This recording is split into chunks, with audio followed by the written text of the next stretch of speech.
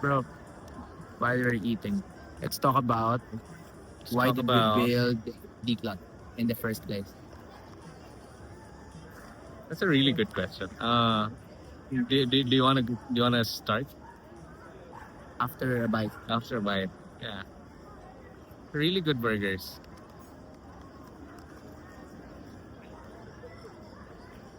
Well, it all started with An idea. an idea. I can still remember we have a video. We were still thinking about the name of the app. But the idea on the app, I think I was the first one who shared this to you, no? The idea. Yeah. I really wanted to have this kind of tool. I think that idea was so simple. Parang what I wanted was just I want to easily turn a task into a project, and then Yeah. it just evolved from there. Like everything and that, so many branches of other ideas involved. We still have that video. We can upload that video as We well. got that on camera. Yeah. Yeah. So I think that was one night when we were in Tagaytay. Uh, so you climbed to Tagaytay. You climbed to Tagaytay. And then we spent the entire night from 8 p.m. up until like 6 a.m. Yeah.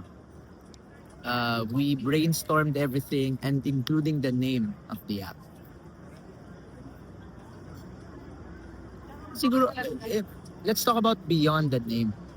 Okay. What was the need that we identified?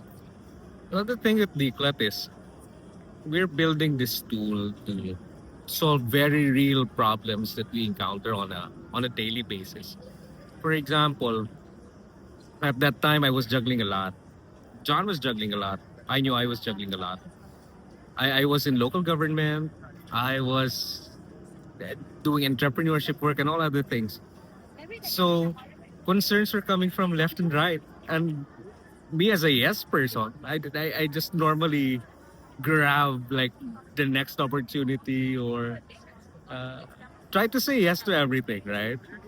Uh, things pile up. I have no way to keep on track of what's next or what I should do. So at the core of at least what we're trying to do is to solve very real problems that we encounter ourselves.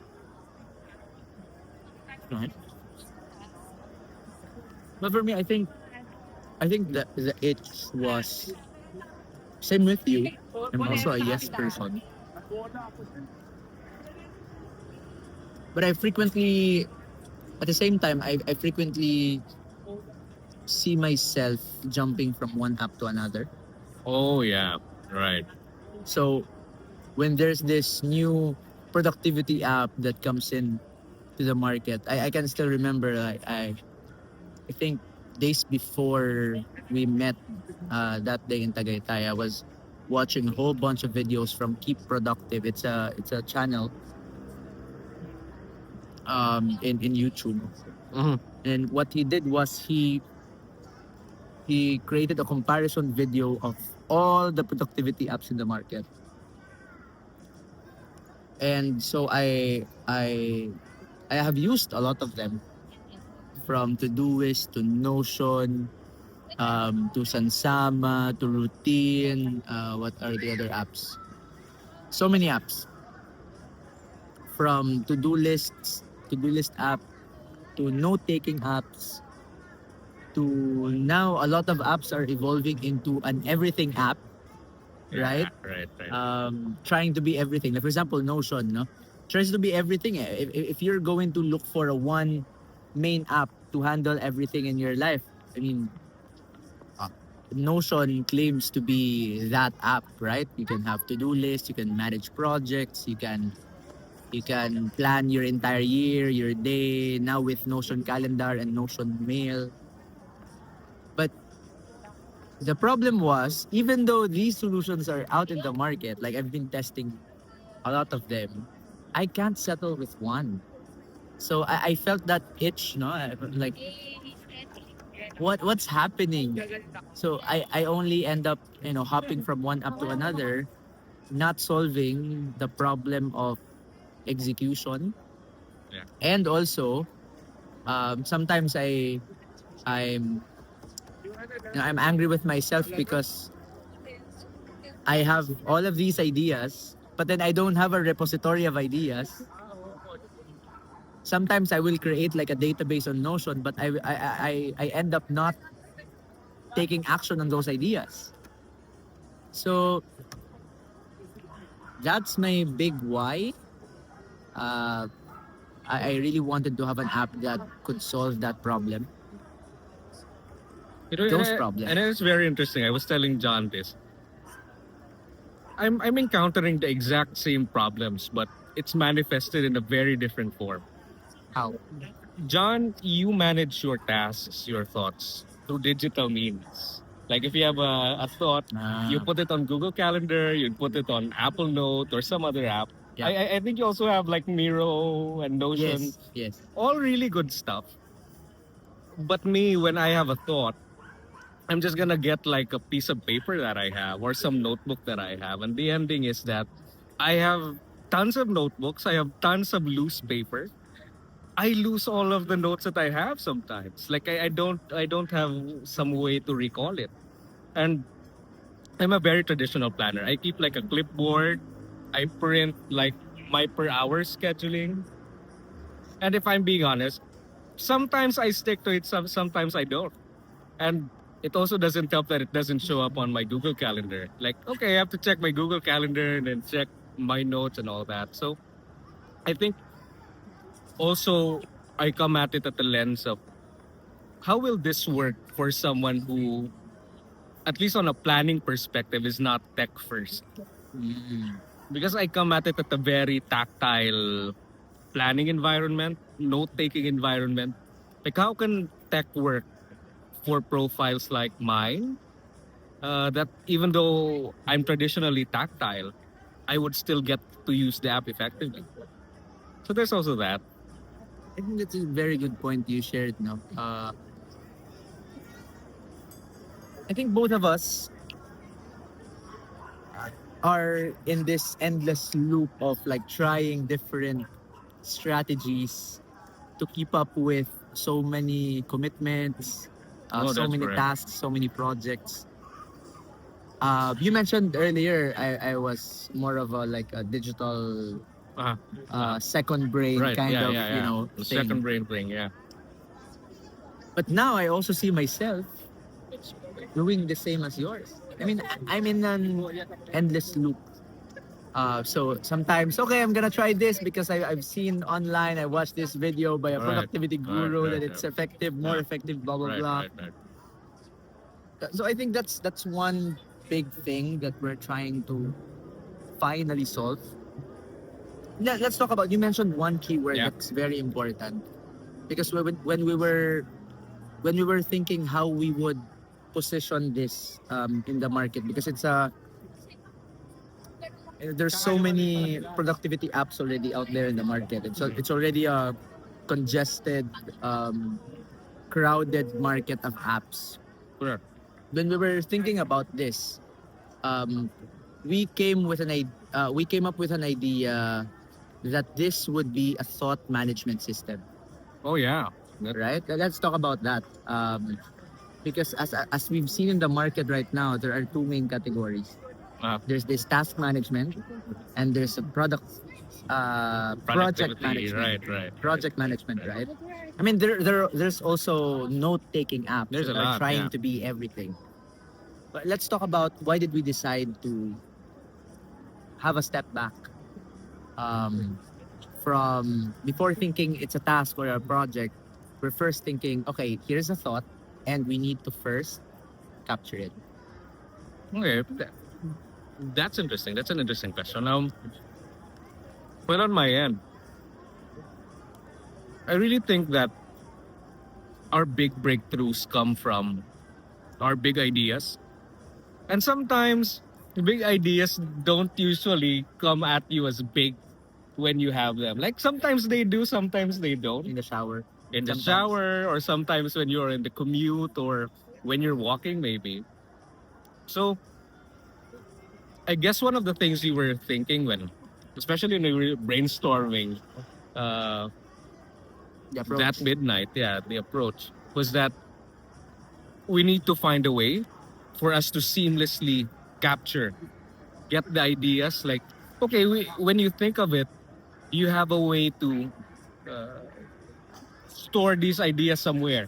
Mm. That it's not lost, because sometimes, when you have to open like your notes app, or you have to find a piece of paper, either the notes app, you just take note of it and then it's gone, like you'll never look at it. Yeah. Or if it's some note, you might write it down, forgot that you've written it somewhere, and then it just gets lost. Maybe you throw it unknowingly, or I don't know, it gets lost. So we were also trying to solve how we could capture ideas seamlessly without any effort, at least.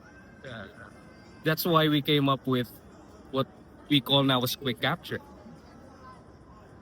Staying. Okay, so capture is one. When we were thinking about the approach and how we would build this solution, we thought of a system, of a framework. So capture is the first one. The second one is the sorting. How would we sort these thoughts when we captured them already? How would we sort them? So we have this three, what do we call them again? Three bucket or three space framework. So we believe that a thought could either be a note, a task, or a project.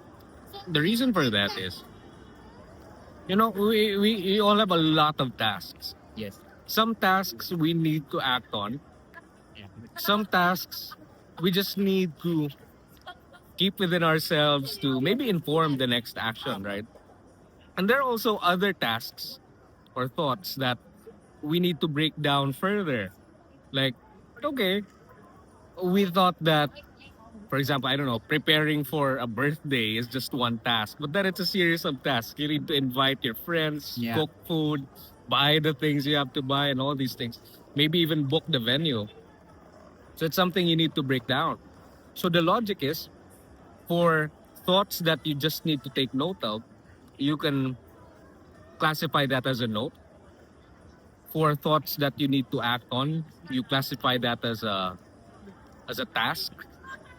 And then for thoughts that you need to break down into a series of actions, you call that a project. And the difference is that, yeah, the note taking mechanism is different. Like, notes is just notes.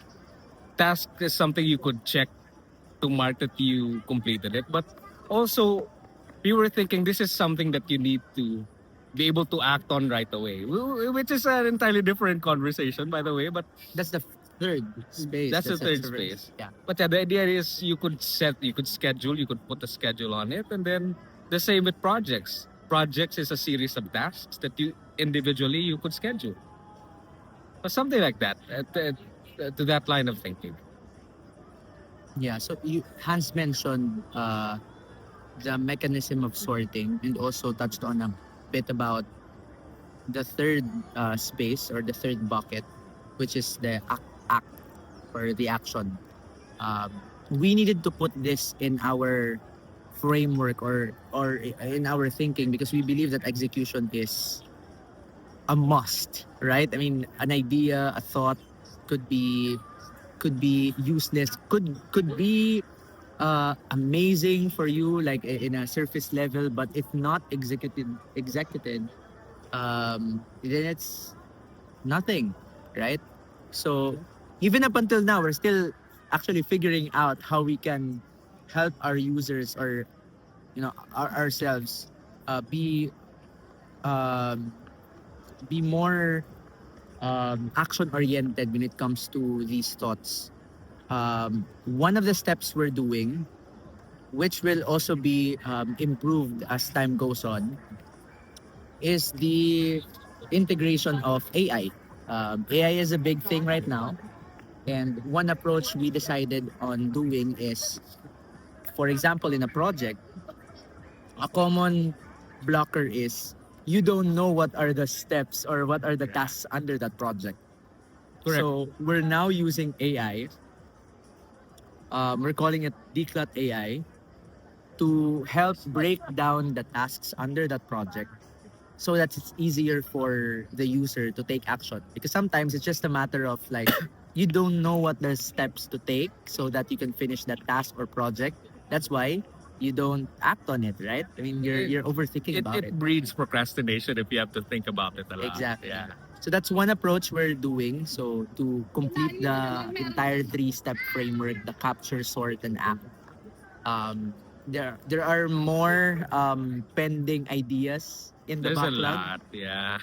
And we will be sharing them to you soon. So if you're interested, I mean, you've seen this in one of our social media accounts. We've been posting about Declut recently. Um, you you may want to join our beta users. If you're seeing this in the first week of launching, in this now is December 26, 2025.